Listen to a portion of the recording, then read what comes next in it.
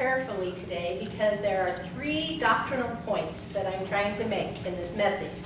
And I always like it when we study Anita Dole's Dole Notes, because right at the beginning she tells us what we should be looking for. So there are 3 doctrinal points.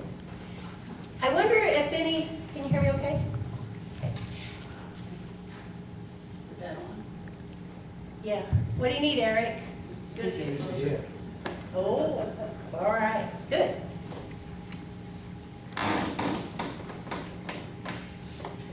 Do any of you watch the YouTube videos from Off the Left Eye? I really would like to recommend these to you. I was trying to find something, I wasn't sure what I wanted to talk to you about today. And these are videos that are put together by the Swedenborg Foundation. The Swedenborg Foundation is all the different branches of the church. They work together to get the word out of the word of Emanuel Swedenborg and to make it applicable to your life. So there was one, and it was a whole minute and a half. So some of them are long, but some of them are just short snippets. And this one was about why have faith. And as I listened to it, it just really struck home with me. And so I thought today we're going to talk about why have faith and what is faith and how can we use it in our lives. Many of you have heard my story, and I think several of you out there, your stories are similar. I grew up in a church that put faith above all else. Faith was what secured one's relationship with God with the statement, just have the faith of a small child. Don't ask so many questions. In that church, and it was a good and wonderful place to grow up. Another way that faith was used, it was the basis of salvation. The statement was, just believe in Jesus and you will be saved. And faith and belief were synonymous. And one was supposed to believe without question, because doubt meant that I did not have faith. For me, and I know for many of you, this just didn't satisfy. It just didn't work. So the first doctrinal point is that God does not expect us to have blind faith. God does not expect us to have blind faith. Today I want to explore a book that Swedenborg wrote because there's so much in about faith. He wrote the 4 doctrines: the doctrine of faith, the doctrine of life, the doctrine of charity, and the doctrine of the divinity of the Lord. And in the one about faith, on page 1, it says, and this was written in the 1700s, but it's so applicable today. It says, nowadays, people understand faith to mean nothing more than thinking something is true because the church teaches it and because it's not obvious to their intellect. The common saying is, believe and don't doubt. If someone replies, I don't understand it, people say, that's why you have to believe it. The result is that today's faith is a faith in the unknown and can be called blind faith. And since it involves a decree from one person to another, it is faith handed down from the past, but not a spiritual faith. As I thought about this, it really made sense to me. Because why would God ask us to have blind faith when He gave us these minds to think about things? And He gave us this opportunity to question and to doubt. And when you say, have the faith of a small child, they're full of questions. That's how they learn. And I've seen blind faith let people down. The promise that if we have faith, we will get what we have asked for has caused people to question God, to turn away from God, to question their own faith. Because they lay blame on themselves when something goes wrong because their faith wasn't strong enough. That's a heavy, heavy burden. And I remember one young father whose son had had cancer, and he'd been in remission for a couple years that I was with at the hospital. And his son was not doing very well, and so he was getting some new tests. And I remember this young father saying, as I was trying to talk about all the possibilities and what was ahead, and he said, I don't even want to hear that he may get sick again. Because if I don't have enough faith, he might get cancer again. But if I stay firm to my belief that he's not going to have cancer, then my faith will carry me and he won't get sick again. But our faith is not supposed to bind us or create problems for us. It's supposed to liberate us, because faith and truth are synonymous. And it says in our scripture that the truth will set you free, not that it'll bind you into thinking one way or another. Doctrinal point 2. Faith is an inner recognition of truth. This opened my eyes to a new way of thinking about faith. Faith is that inter-recognition of what is true. So the doctrine of faith goes on. Real faith is simply recognizing that something is so because it's true. This means that people who are devoted to real faith both think and say, this is true, and that's why I believe it. That is, faith is dependent on truth, and what is true is the object of faith. So if we do not understand that something is true, we say, I don't know whether this is true or not, so I don't believe it yet. How can I believe something that doesn't make sense to me? It may be false. So it's not saying that we have to automatically know if this is true or not. We need to allow for that mystery, because we don't understand everything. We can't understand everything. We're not God. But if we long for that spiritual truth, if we long for that understanding, God will open our eyes and help us to see the truth. But it's okay to say, it doesn't make sense right now to me. It's mystery.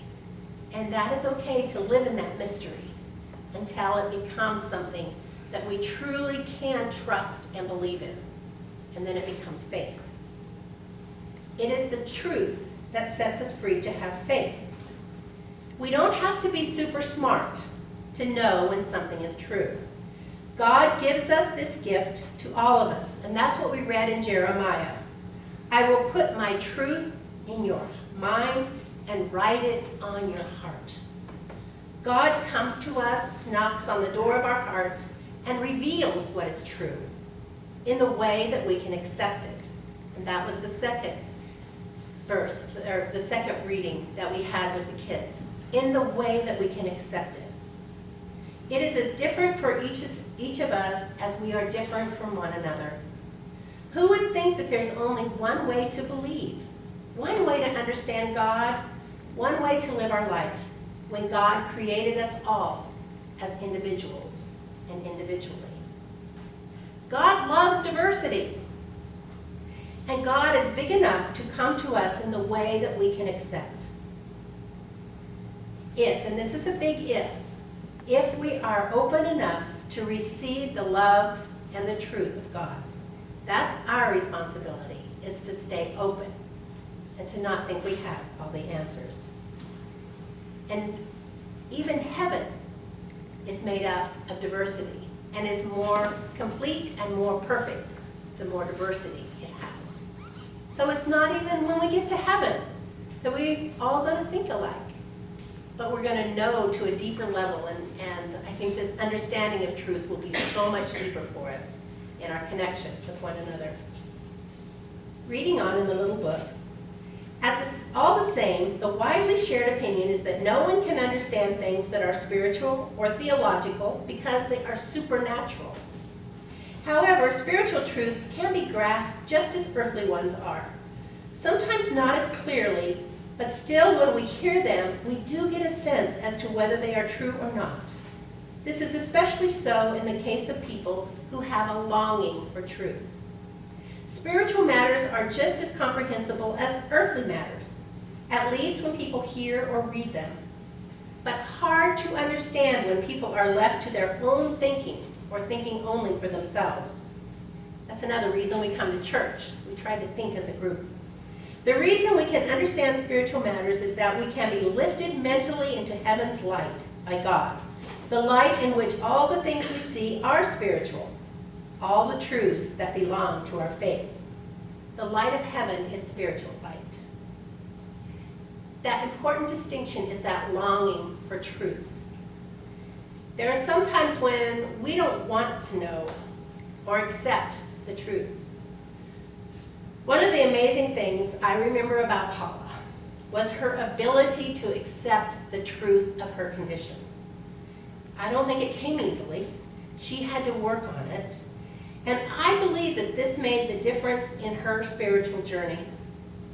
She had faith, very strong faith, and it wasn't a blind faith.